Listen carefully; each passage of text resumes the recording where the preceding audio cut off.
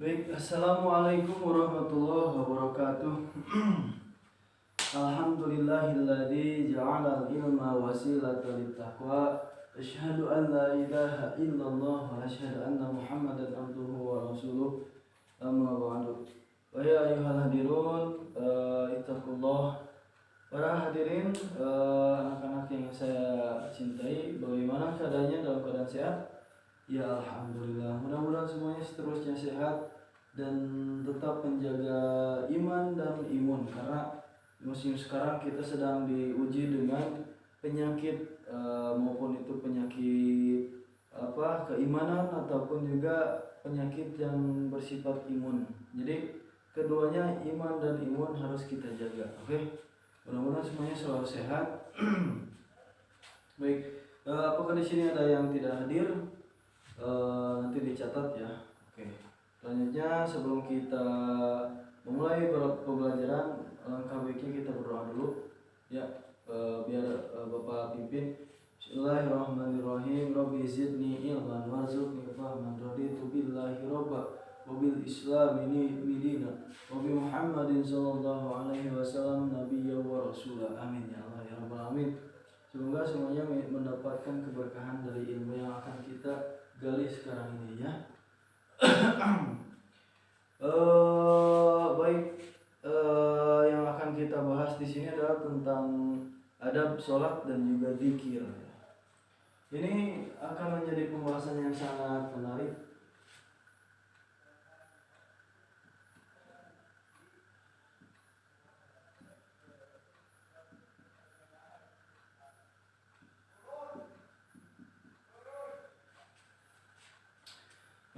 Bahwa kita itu sebagai umat Islam, sebagai muslim, sebagai mukmin, diwajibkan untuk sholat 5 waktu ya.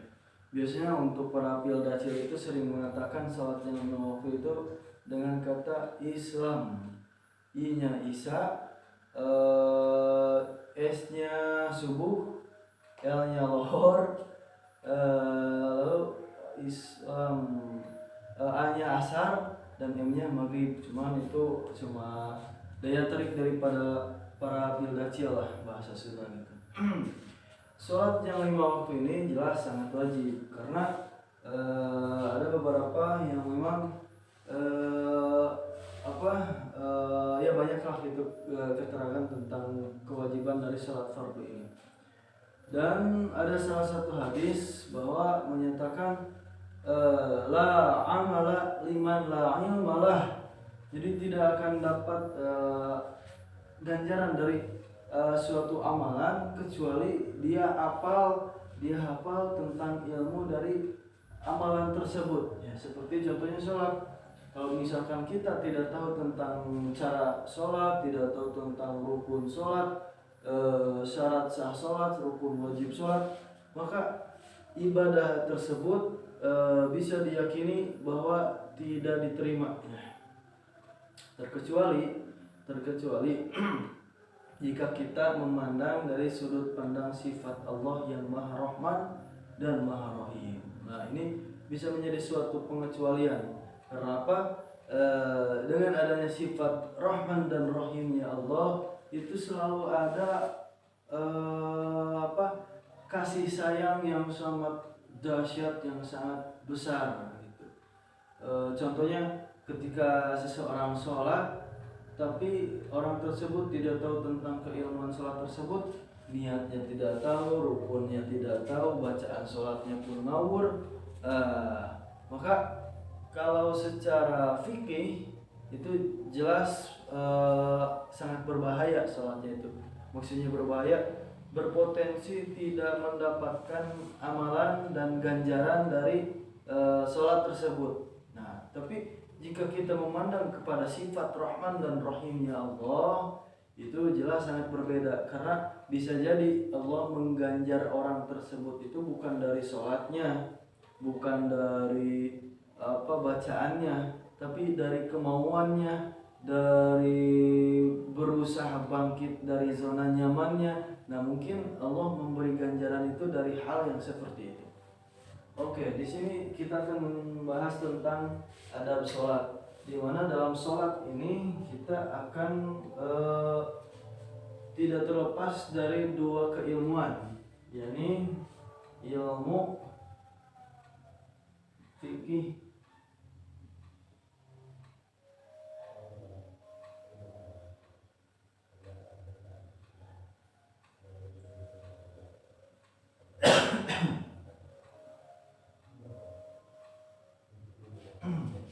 antara ilmu fikih dan ilmu tasawuf itu sangat diperlukan untuk keperluan keabsahan kita dalam melaksanakan sholat fardu 5 waktu. Itu yang khususnya sholat fardu 5 waktu. Umumnya untuk yang sholat sunat juga. Nah, maksudnya untuk ilmu fikih dalam dalam sholat, ilmu fikih itu mengatur tentang tata cara kita sholat dari mulai gerakannya, takbiratul ihram, lalu bacaannya, lalu apa yang menjadi sholat itu batal atau apa yang menjadi sholat itu sah. Nah, maka ini dibahas dalam ilmu fikih. Dalam ilmu fikih. Sedangkan untuk ilmu tasawuf itu membahas sesuatu yang lebih dalam dari sesuatu yang zahir. Atau untuk secara simpelnya, ilmu fikih itu mengatur sah dan tidak sahnya sholat kita. Nah, sedangkan ilmu tasawuf itu membahas tentang diterima dan tidak diterimanya sholat kita. Ya, mungkin bisa dipahami sampai di sini. Fikih itu mengatur untuk sah dan tidak sahnya sholat kita. Sedangkan ilmu tasawuf yang bersangkutan dengan adab ini itu mengatur tentang diterima dan tidak diterimanya sholat kita. Jadi bisa jadi seseorang itu ilmu fikihnya tinggi, jadi sholatnya itu bagus. Nah, sholatnya itu sah secara fikih, tapi belum tentu diterima oleh Allah, ya. Karena ada dalam pembahasan tasawuf ini tentang adab kita ketika sholat. Nah, kalau misalkan kita sholatnya sudah bagus, bacaannya sudah fasihat, rukun-rukunnya semuanya dilaksanakan dengan sebaik-baiknya, namun ternyata misalkan ketika sholat itu kita memakai baju yang sangat jelek lah, baju romeng, padahal kita itu orang yang mempunyai harta yang cukup banyak, terus punya baju yang bagus gitu. Namun kenapa yang dipakai ketika sholat itu hanya adalah baju yang sangat jelek gitu. Nah, ini meskipun kita sholatnya bagus secara fikih dan bisa dikatakan sah secara fikih, tapi belum tentu bisa diterima sholat tersebut, ya, karena tidak memiliki adab, ya. Masa kok kalau kita bertemu pacar itu bajunya yang bagus, terus pakai wangi-wangian, bagus-bagus lah diri kita, penampilan kita. Tapi kenapa ketika menghadap dengan Rabbul Izzati, yaitu Allah, ketika kita sedang sholat, masa memakai baju yang rombeng, baju yang jelek, atau baju yang tadi kita pakai di futsal, bau keringat, dan ya seperti itu loh. Maka diperlukannya adab ketika sholat, itu menentukan diterima dan tidak diterimanya sholat kita. Oke. Lalu tentang zikir, ini kebiasaan khususnya dari warga NU Nahdlatul Ulama atau Ahlus Sunnah wal Jamaah.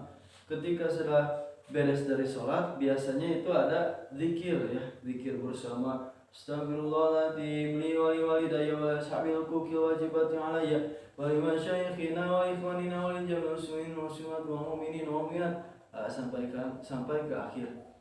Ini ada perdebatan dari zikir tersebut. Ada yang mengatakan bahwa zikir tersebut adalah bid'ah. Dikatakanlah salah, tidak berfaedah, bahkan dosa untuk pelakunya. Nah, ini mungkin akan saya luruskan bahwa setelah saya mencari tahu apa alasan mereka mengharamkan dari zikir setelah sholat itu? Jadi ternyata mereka beranggapan bahwa orang itu menganggap zikirnya itu termasuk kepada bagian dari sholat. Nah ini kesalahpahaman dari mereka, ya. Karena untuk kami, untuk saya dan untuk orang-orang yang melakukan zikir setelah sholat itu tidak mewajibkan zikir tersebut dan tidak meniatkan bahwa zikir itu termasuk pada rukun sholat. Ini jelas suatu kesalahan, ya. Jadi rukun sholat itu hanya sampai ke 17 saja, tidak ada tambahan zikir. Zikir itu di luar dari rukun sholat. Jadi hukumnya zikir itu sunat. Jadi ini suatu kesalahpahaman dari mereka yang menganggap bahwa zikir tersebut dimasukkan kepada rukun sholat, maka mereka teriak-teriak bid'ah. Nah, kalau misalkan yang seperti itu benar ada, saya setuju untuk meneriaki orang yang seperti itu adalah pelaku bid'ah. Ya, karena rukun sholat itu hanya ada 17 dalam madhab Imam Syafi'i, dan ada juga yang menyatakan 16 rukun sholat. Jadi selain dari itu wallahu alam bagaimana pertanggungjawabannya. Nah ini adab sholat dan zikir. Termasuk kepada bahasan adab sholat, maka yang paling pertama kita harus pahami bahwa adab itu cara kita menghargai peribadahan kita yang akan dihadapkan kepada Allah, ya. Masa sekarang kalau misalkan kita mau sholat atau mau sholat sunat tahajud misalkan atau apa, jelas kita harus bisa membersihkan dulu hati.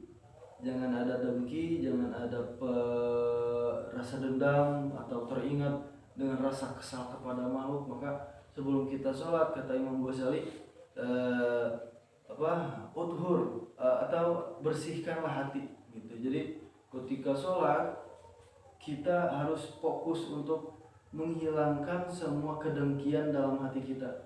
Ucapkan dalam hati bahwa tidak ada musuh di dunia ini, mau itu dari kawan, keluarga ataupun siapa, kecuali setan, ya, yang dimusuhi. Maka dengan hati yang bersih, insya Allah sholat kita bisa diterima oleh Allah, ya. Dengan catatan kalau misalkan fikihnya pun sudah bagus misalkan. Dan selanjutnya dalam zikir ini cukup panjang pembahasannya karena dari kalimat zikir saja sudah banyak hadis-hadis yang memang harus dibahas. Namun karena pertemuan kita cukup singkat, mungkin secara khususnya saja, secara kesimpulannya saja bahwa adab sholat dan zikir itu diperlukan, ya, untuk menunjang keabsahan sholat kita.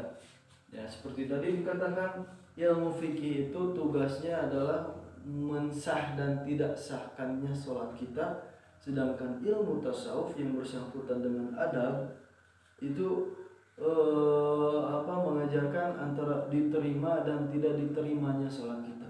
Maka fikihnya harus bagus, tasawufnya pun harus bagus, khususnya dalam sholat. Ya, jangan sampai ada guru yang mencontohkan sholat wanita gitu, bagus bacaannya fasihat, rukunnya sempurna gitu. Cuma ketika lepas dia mukananya keluar rumah lalu ngegosip gitu sama ibu-ibu yang lain. Kata guru saya, orang tersebut itu bisa diperkirakan sholatnya tidak diterima karena tidak mempunyai adab, ya. Dalam arti sholat itu tidak hanya kita menjaga diri dari sifat-sifat keburukan ketika sholat saja, tidak hanya ketika sholat saja, tapi di luar sholat, ketika kita sudah beres dari sholat, kita dianjurkan untuk tetap menjaga kebersihan hati kita, kebersihan pemikiran kita, agar tetap jernih lah, ya. Maka jika demikian, insya Allah kita termasuk orang yang mengurus tentang adab dari sholat kita. Nah, kalau misalkan sudah seperti itu, insya Allah sholat kita akan diterima. Ya. Oke, mungkin segitu saja karena memang waktunya tidak banyak. Untuk tugas mungkin nanti kalian baca di buku LKS halaman 45, kalian telaah, lalu surat Al-Isra-nya itu harus ditalar ya, harus dihafalkan. Minggu depan insya Allah Bapak akan dicek seorang-seorang. Oke, itu saja mungkin untuk pertemuan selanjutnya yang tadi sudah ditugaskan. Jadi kesimpulannya tadi bahwa adab sholat dan zikir, adab untuk kita sholat dan zikir itu sangat dipentingkan, sangat diperlukan untuk menunjang keabsahan sholat kita. Nah itu saja mungkin. Sebelum ditutup barangkali ada yang ingin bertanya, jadi kita buka dulu sesi diskusi sebentar. Oke, jika tidak ada, berarti ya terima kasih atas perhatiannya. Mudah-mudahan kalian mendapatkan ilmu yang bermanfaat, diberkahkan umur, disehatkan selalu, dan jangan lupa tetap bahagia ya. Dan terakhir bahwa sholat ini sangat penting karena menjadi salah satu pilar dari keislaman kita. Ya, Nabi berkata, as-sholatu imaduddin, bahwa sholat itu adalah tiangnya agama. Jika tiangnya saja tidak benar, maka bagaimana kita bisa membangun suatu bangunan? Bagaimana kita bisa berbuat amalan-amalan lain yang lebih hebat kalau sholatnya saja ternyata bolong-bolong dan sering sering absen? Maka penting, sangat penting sholat itu ya. Dimanapun kalian, jangan lupa untuk sholat 5 waktu yang fardu itu, maka insya Allah keselamatan akan selalu menyertai Anda. Amin ya Allah ya Rabbal alamin. Baik, terima kasih atas perhatiannya. Mohon maaf bila ada kesalahan dari Bapak ya, mohon dimaklum karena memang kondisi Bapak pun sedang tidak sehat. Doanya saja dari semuanya, mudah-mudahan Bapak kembali disehatkan ya. Dan itu saja mungkin dicukupkan. Sekian. Wassalamualaikum warahmatullahi wabarakatuh.